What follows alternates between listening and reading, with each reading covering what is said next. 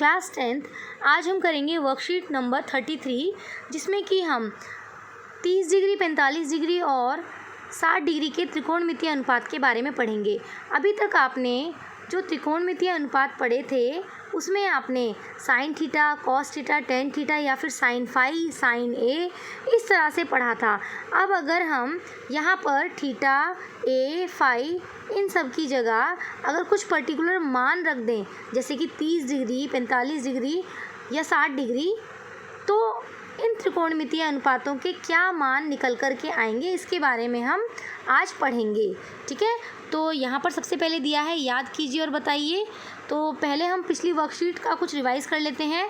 Sign ए बराबर 1/डैश। तो sign ए किसका उल्टा होता है? आप पिछली वर्कशीट में पढ़ चुके हैं। साइन ए होता है कॉसेक ए का उल्टा। तो यानी कि साइन ए बराबर हो जाएगा 1/कॉसेक ए।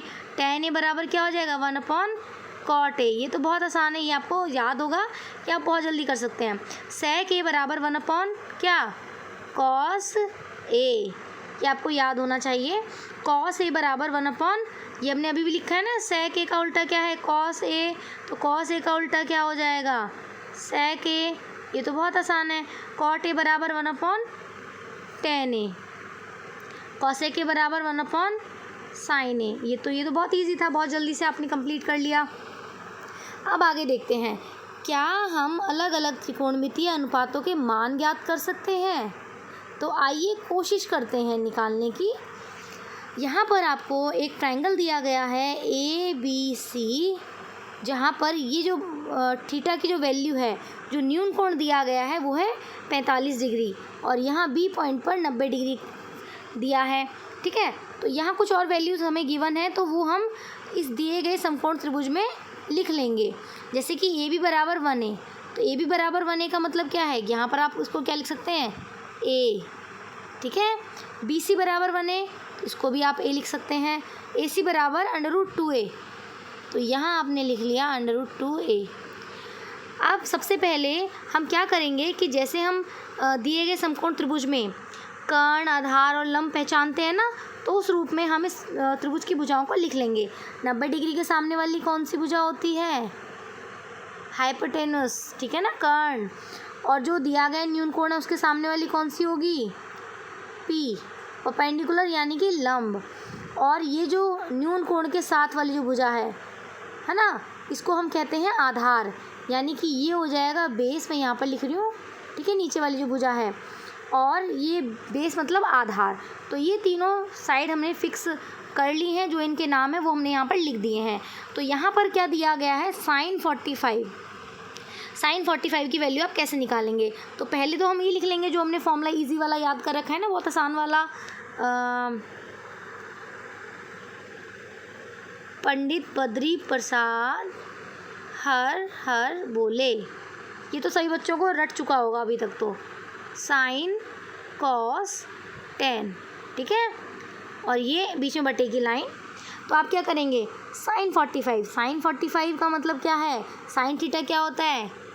Perpendicular upon hypotenuse. तो आप यहाँ से इस डायग्राम में देख के जो समकोण त्रिभुज आपको दिया गया है ना, यहाँ से आप वैल्यू निकालेंगे किसकी? P/H की, है ना। तो P देखिए इस दिए गए त्रिभुज में क्या है? P है हमारा PC। ठीक है, जो यहाँ पर लिखा हुआ है BC, ये लिखा है ना BC। और हाइपोटेनस क्या है? AC।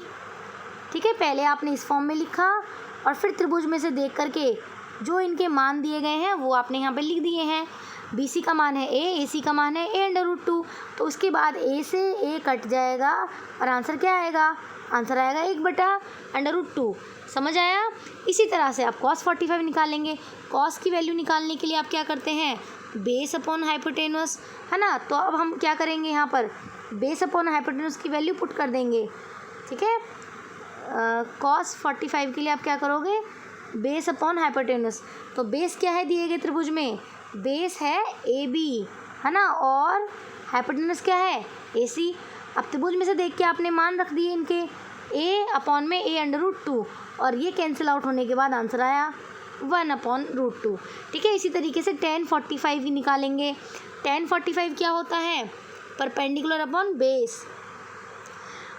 आप सिंपली क्या करेंगे, जैसे अपने फॉर्मूले याद किए ना tan थीटा क्या होता है, अब यहाँ पर 45 दिया हुआ है, ठीक है, क्योंकि वो त्रिभुज के आधार पर यहाँ पर हम कोण लिख रहे हैं, क्योंकि यहाँ थीटा का मान जो है वो 45 दिया गया है। तो tan थीटा जो होता है वो होता है परपेंडिकुलर अपॉन बेस। तो यहाँ पर परपेंडिकुलर जो है वो है BC और जो बेस है वो है AB। तो दोनों का मान कितना है, A और A, तो A/A हुआ और कैंसिल आउट हो गया, आंसर हमारा आया 1। तो इस तरह से हमने sin 45, cos 45, tan 45 की वैल्यू निकाल ली है। अब इनके अपोजिट जो हमें निकालना है, यानी इनके जो व्युत्क्रम होते हैं त्रिकोणमितीय अनुपात, उनका मान निकालने के लिए हम इनकी वैल्यू को उल्टा कर देंगे। बहुत सिंपल है।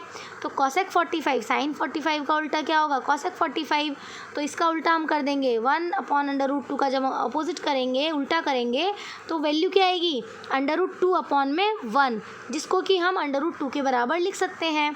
इसी तरह से इसका अपोजिट √2 आ जाएगा और tan 45 का अपोजिट 1/1 यानी कि 1। तो आई होप आपको ये टेबल समझ आ गई होगी। अब देखते हैं नेक्स्ट त्रिभुज हमें जो दिया गया है। नेक्स्ट त्रिभुज हमें दिया है यहाँ पर ये नीचे की तरफ हमें ट्रायंगल दिया गया है और इसे देख लेते हैं हम जल्दी से। ये हमें ट्रायंगल दिया गया है, एक और ट्रायंगल है हमारे पास ये, ठीक है।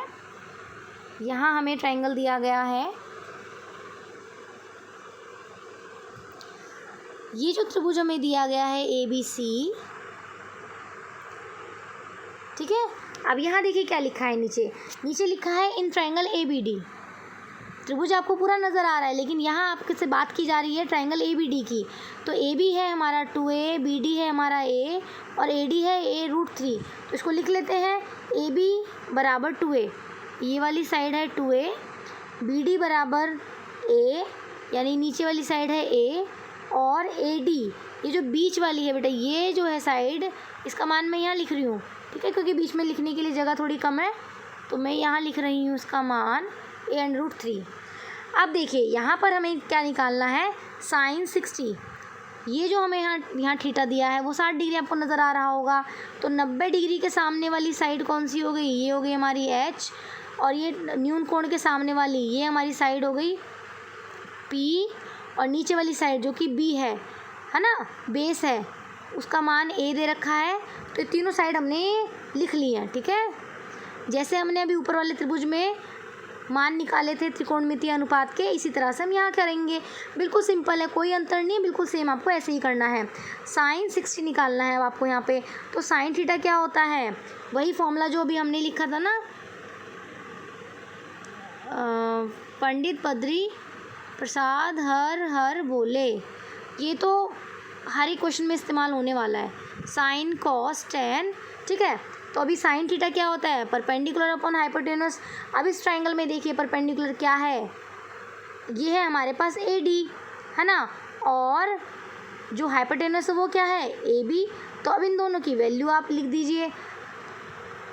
यहाँ पर आपको परपेंडिकुलर की वैल्यू क्या दी गई है, A√3, तो आप उसको √3A भी लिख सकते हैं, है ना।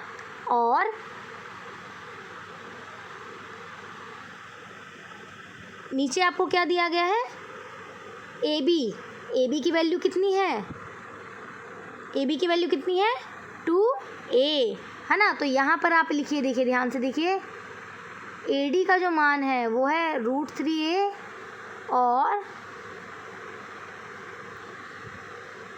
AB की जो वैल्यू है वो है 2A। A से A कट गया और आंसर कितना आया, √3A। ओके, तो ये जो 2 है ना बेटा, इसको यहाँ की जगह आप लिखेंगे नीचे, और A से A कट गया, आंसर आया √3A। ओके, इसी तरह से आप cos के लिए, tan के लिए, और जब निकाल लेंगे फिर आप उनकी वैल्यूज़ को पलट देंगे, ये आंसर आपके पास आ जाएगा, ठीक है। और उसके बाद आप ये वाली वैल्यूज़ भी निकाल सकते हैं, ठीक है। सब डायग्राम देख के आपको करना है। आई होप इतना आपको समझ आ गया होगा, ठीक है। वर्कशीट का जो अगला पार्ट है वो हम अगली वीडियो में कवर करेंगे अभी।